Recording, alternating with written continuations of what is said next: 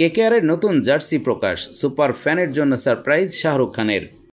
কোটিপতি হলেন ভারতের দুই তরুণ ক্রিকেটার, ব্রাত্যই থাকলেন শ্রেয়স আয়ার।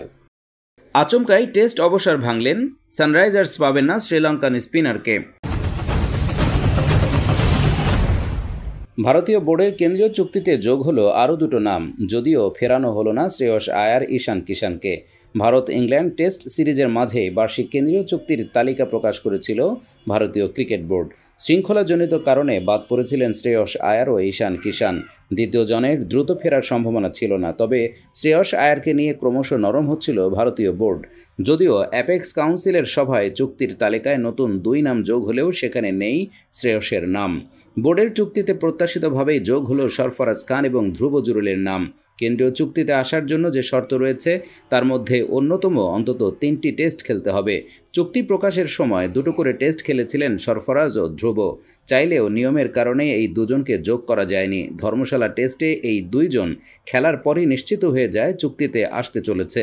সোমবার বোর্ডের মিটিংয়ে সরকারিভাবে যোগ করা হলো এই দুই ক্রিকেটারকে। কেন্দ্রীয় চুক্তিতে গ্রেড সিতে জায়গা পেলেন সরফরাজ খান ও ধ্রুব জুরেল। বছরের চুক্তির আর্থিক পরিমাণ 1 কোটি টাকা। ইংল্যান্ডের বিরুদ্ধে অভিষেক সিরিজে নজর কেড়েছেন দুই তরুণ ক্রিকেটার, তারই পুরস্কার মিলল। বছর ঘুরতেই হয়ে যাবেন কোটিপতি। কেকেআরের নতুন জার্সি প্রকাশ, সুপার ফ্যানের জন্য সারপ্রাইজ শাহরুখ খানের। এক জমকালো অনুষ্ঠানে উন্মোচিত হলো কেকেআরের নতুন জার্সি। 2014 সালে শেষবার আইপিএল জিতেছে কেকেআর, তারপর প্রায় 10 বছর কেটে গেছে। ট্রফি শূন্য কেকেআর, মাঝে একবার শুধু ফাইনালে গিয়েছিলেন নাইটরা। 2022 সালের সেই ফাইনালে অবশ্য চেন্নাই সুপার কিংসের কাছে হেরে স্বপ্নভঙ্গ হয়েছিল কেকেআরের। ভাগ্য ফেরাতে একবার জার্সির রং বদলেছিল কেকেআর। কালো জার্সির রং বদলে করা হয়েছিল বেগুনি সোনালি। এবার জার্সির নকশাও বদলে ফেলল কেকেআরের সিও বেঙ্কি মাইসরের হাতে যে জার্সির উন্মোচন হলো সোমবার। ট্রফি ভাগ্য ফিরবে কি, প্রশ্ন নাইট ভক্তদের। অনুষ্ঠানে পারফর্ম করলেন নাইটদের আর এক সুপার ফ্যান, সঙ্গীত শিল্পী উষা উথুপ। সেই সঙ্গে KKR night club plus mobile app উদ্বোধন করা হলো, যে অ্যাপে ক্রিকেটার ও দলের সমস্ত খুঁটিনাটি তথ্য, ছবি, ভিডিও, পরিসংখ্যান হাতে পাবেন কেকেআর অনুরাগীরা। এই অনুষ্ঠানে উপস্থিত ছিলেন আরও এক পরিচিত ভক্ত, যিনি কলকাতা থেকে 120 কিলোমিটার দূরত্বে বসবাস। ঘণ্টা তিনেকের পথ পেরিয়ে আসতে হয়, রেল, সড়ক ও জলপথ কোনোটাই বাদ যায় না। তবুও ক্রিকেটের টানে তিনি ছুটে আসেন। শুধু আসেনই না, নিজেকে রাঙিয়ে আনেন বেগুনি সোনালিতে, প্রিয় দলের জার্সির রং।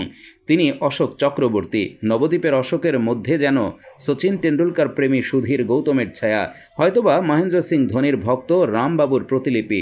কলকাতা নাইট রাইডার্সের খেলা থাকলে যিনি সারা শরীরে বেগুনি সোনালির রং করে আসেন, মাথায় পরেন সোলার টুপি। শাহরুখ খান জুহি চাওলাদের নাইটদের আদলে তৈরি করেছেন নিজেই। এক হাতে কেকেআরের বিশাল পতাকা, অন্য হাতে শঙ্খ। কেকেআর ব্যাটাররা 4 ছক্কা মারলে বা বোলাররা উইকেট তুললেই শঙ্খ ধ্বনিতে মুখরিত হয়ে ওঠে গ্যালারি। দল জিতলেই স্লোগান দেন, দিল সে কেকেআর, জান সে কেকেআর, পেয়ার সে কেকেআর। সেই অশোকের জন্য এবার সারপ্রাইজ নিয়ে হাজির শাহরুখ জহির দল। কেকেআরের সুপার ফ্যানকে দেয়া হলো গোল্ডেন পাস, যে পাস দিয়ে তিনি এই মৌসুমে নাইটদের সব ম্যাচে মাঠে গিয়ে দেখতে পারবেন। কেকেআর যে সমস্ত অ্যাওয়ে ম্যাচ খেলবে সেই সব ম্যাচের টিকিটের পাশাপাশি যাতায়াত ও থাকা খাওয়ার ব্যবস্থাও করে দেবে কেকেআর কর্তৃপক্ষ। সোমবার বাইপাসের ধারে একটি অনুষ্ঠানে অশোকের হাতে সেই পাস তুলে দেওয়া হলো। মুম্বাই ইন্ডিয়ান্সের তারকা পেসার বেহরেনডর্ফের বদলি তরুণ ইংরেজ। ইন্ডিয়ান প্রিমিয়ার লিগ শুরু শুক্রবার, আর শেষ মুহূর্তে ধাক্কা মুম্বাই ইন্ডিয়ান্স শিবিরে। 5 বারের চ্যাম্পিয়নদের কাছে এ যেন ধারাবাহিক বিষয় হয়ে দাঁড়িয়েছে। কোনো না কোনো পেসার শেষ মুহূর্তে কিংবা লিগের মাঝপথে ছিটকে গেছেন। ইংল্যান্ডের জোফ্রা আর্চারের কথাই ধরা যাক, তাকেও একটা সময় ভরসা করেছিল মুম্বাই, যদিও চোটের কাছে হার মানতে হয়েছিল জোফ্রাকে। এবার ছিটকে গেলেন এক অজি পেসার জেসন বেহরেনডর্ফ।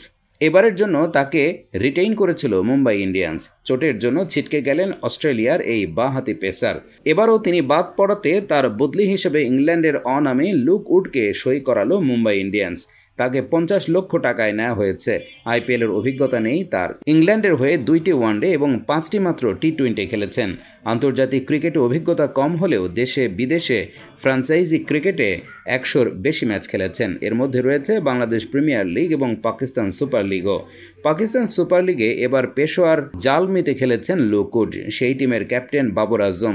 পাকিস্তানের প্রাক্তন অধিনায়কের টিম প্লে অফেই বিদায় নিয়েছিল। এলিমিনেটর ম্যাচে 4 ওভারে 38 রান দিয়ে 1 উইকেট নিয়েছিলেন লুক উড। আচমকাই টেস্ট অবসর ভাঙলেন, সানরাইজার্স পাবেন না শ্রীলঙ্কান স্পিনারকে। বাংলাদেশের বিরুদ্ধে শ্রীলঙ্কার একদিনের সিরিজ আজই শেষ হয়েছে। 22 মার্চ থেকে এপ্রিলের 3 তারিখ অবধি বাংলাদেশ সফরে 2 টেস্টের সিরিজ খেলবে শ্রীলঙ্কা। সিলেটে প্রথম টেস্ট 22 মার্চ থেকে, 30 মার্চ থেকে চট্টগ্রামে দ্বিতীয় টেস্ট। শ্রীলঙ্কার টেস্ট দল ঘোষণা হয়েছে, তাতে রাখা হয়েছে ওয়ানিন্দু হাসারাঙ্গাকে। ইডেনে 23 তারিখ খেলার পরই সানরাইজার্সের ম্যাচে রয়েছে মার্চের 27, 31 এবং 5 এপ্রিল। ফলে প্রথম 3টে ম্যাচে তো বটেই, প্রথম 4টি ম্যাচেই হাসারাঙ্গাকে ছাড়াই নামতে হবে সানরাইজার্সকে, কেননা টেস্ট সিরিজ শেষ হবে 3 এপ্রিল। ফলে 4 তারিখ এসে 5 তারিখ হাসারাঙ্গার আইপিএল খেলার সম্ভাবনা ক্ষীণ। ঘরোয়া ক্রিকেটের সুদিন ফেরাতে উদ্যোগ বিসিসিআইয়ের। দ্রাবিড়কে রেখে তৈরি হলো নতুন কমিটি।